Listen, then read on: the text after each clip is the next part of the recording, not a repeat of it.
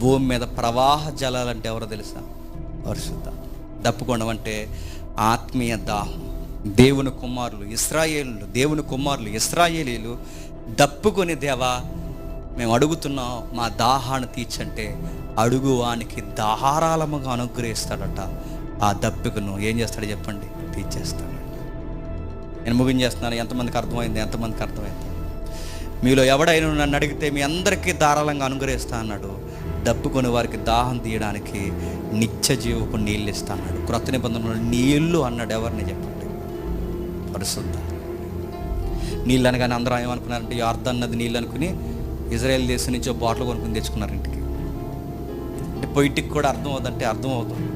ఎవరో పెద్ద మినిస్ట్రీ వాళ్ళు వెళ్ళారట. వచ్చేటప్పుడు మాకు బాటిల్ తెండి అంటే బాటిల్ మరింత అవుద్ది అన్నారట.